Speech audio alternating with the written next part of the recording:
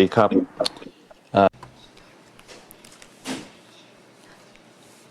Hi everyone, I'm from the Northern Thai Fruit Entrepreneur Trade Association. We specialize in purchasing, packaging, and exporting fresh fruit, especially longan. My name is Alex Dean. I will talk about Thailand's fruit exports, especially the export of longan, or the dragon eye fruit. I will focus on the use of GAP, including local GAP, as well as global GAP. Among Thailand's fresh fruit exports, durian has the largest share, followed by 9 kinds of fruits, such as longan, mangosteen, rambutan, coconut, pomelo, mango, to name a few. To date, Thailand's durian exports have registered high growth rates each year. For this year, Thailand's durian exports, up until the end of June, have exceeded 253,000 tons. Compared with last year, this represents a growth of 17%.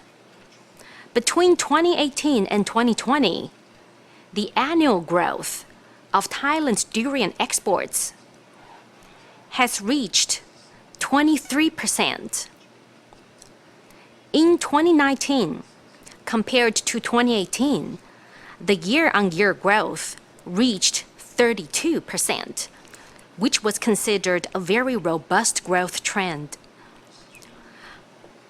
Longan's exports to China have been relatively stable. There has been growth, but not as significant as durian. Thailand's primary export market for fresh fruit is China.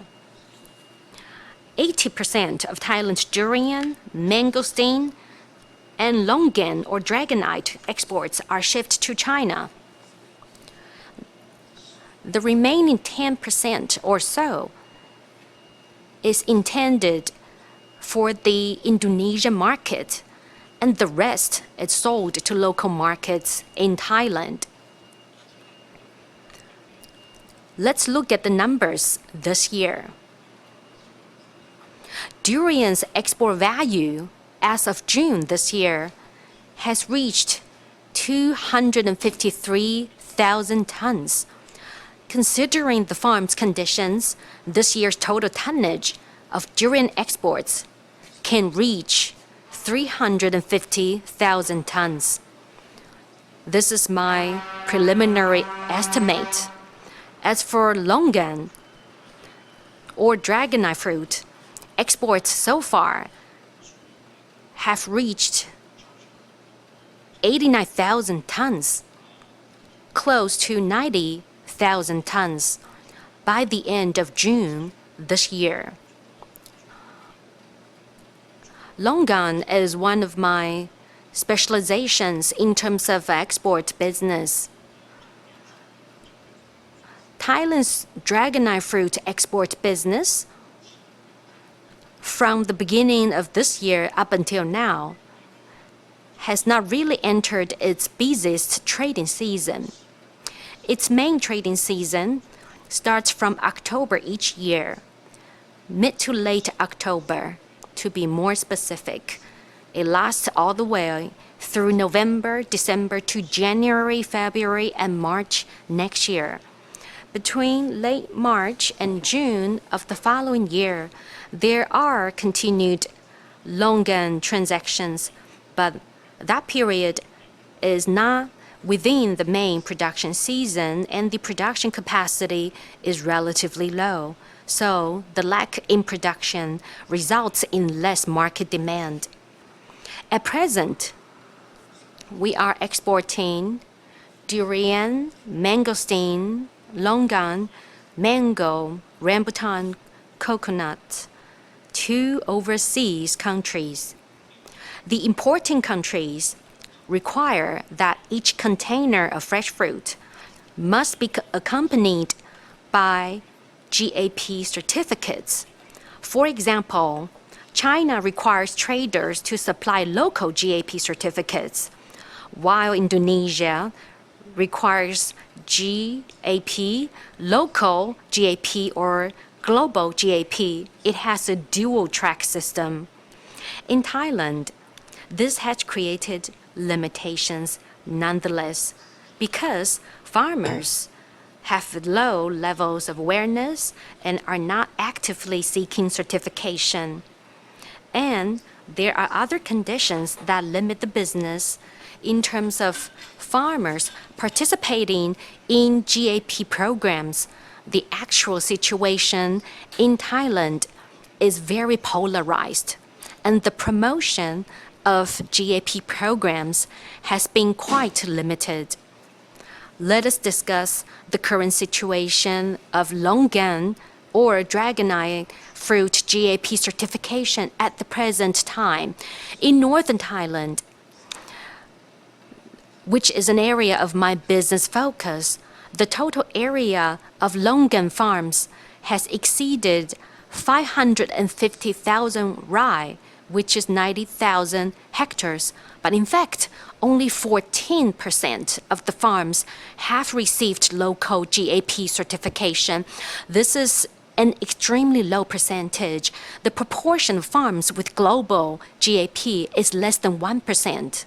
The biggest difference between global GAP and local GAP certification is that global GAP is not promoted or executed by the Thai government, but by private third-party institutions such as SGS. On the contrary, the local GAP is implemented by Thailand's government agencies, and official agricultural agencies in Thailand take charge of promoting the local GAP certification.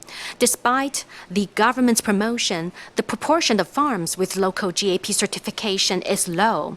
Another difference between the two is the cost. Thailand's local GAP is promoted by the government. In order to promote it locally, there is no fee in applying for the local GAP certification. The government allocates budgets to cover the costs arising from the certification process. But on the other hand, the global GAP is handled by private enterprises, so the costs are higher. Recently, I have come into contact with this particular case. One of my colleagues applied for global GAP certification in order to certify an orchard of about 10 hectares. He said he had to pay a very steep application fee, initially more than 100,000 baht, and then he added another 500,000 baht. When I last talked to him, he mentioned that the entire application process cost him nearly 800,000 baht just for this 10-hectare orchard. The average farmer or fruit farmer simply cannot afford such a steep certification fee. And this certification is only valid for 1 year, and the farmer will have to repeat the application process each year. This causes the operating costs to skyrocket. So promoting global GAP in Thailand can be quite difficult, and the cost issue is the most important limiting factor.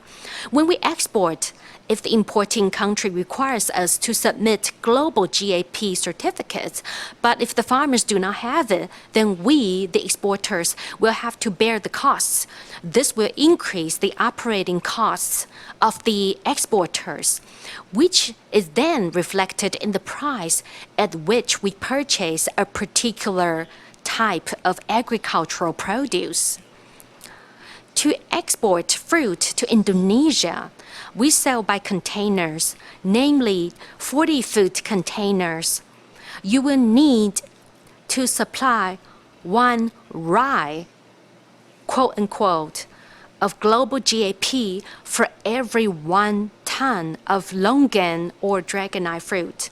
Let me explain that each hectare is equivalent to 6.24 rai, and each rai equals 1,600 square meters. So, for every container of fruit export, if and when global GAP is needed, the handlers or traders will have to expect additional costs. When we export longan to China, global GAP is not required. We just need to submit local GAP certification. The latest regulation is that in northern Thailand, each 40-foot container requires 3 rais of local GAP certificates. So, for us, this local GAP application certification does not really incur more costs. So there is practically not much impact in terms of our costs are concerned. But because Thai farmers are not actively obtaining certification, for them, they think it does not make much of a difference. So relatively speaking, they're not really enthusiastic about receiving GAP certification. This can be a problem for us exporters. We may face the issue of insufficient number of local GAP certificates, which is the biggest problem we have encountered so far.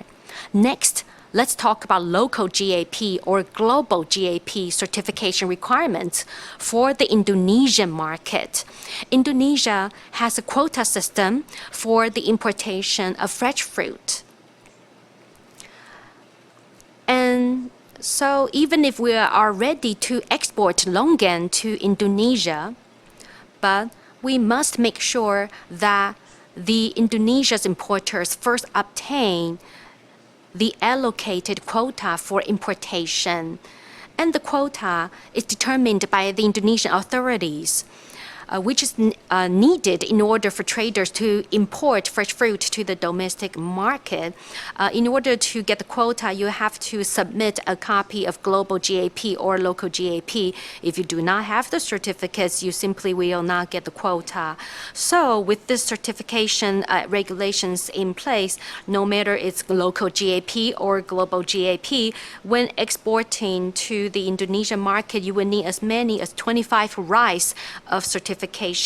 This increases the cost of certification and really drives up the cost of the entire process. So Indonesian market policy indicates that it will gradually shift to requiring global GAP, and when exporting agricultural produce to Indonesia, we may encounter trade barriers in the future. This is used as a tool for creating non-tariff barriers and can be a problem for us. So because of this new policy orientation or direction during the quota application process or in the GAP certification process, some people, how should I term it? Some people would find ways to circumvent or abuse the system, whether for the farmers, the growers, or for the exporters. This has a large negative impact.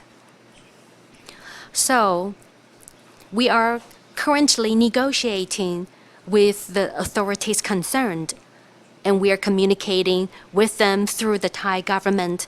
But the progress so far has been quite limited. The entire industry is also rethinking the system. The GAP program and its application were originally created with the intention to help farmers, growers, make improvements to improve agricultural standards, practices, and better produce, and produce and ultimately improve farmers' income. In fact, it is time that we rethink and realize that such a policy creates a negative pressure on farmers and a negative impact on the industry. We must rethink and reorient the future direction of GAP's uses and its wide applications. Thank you.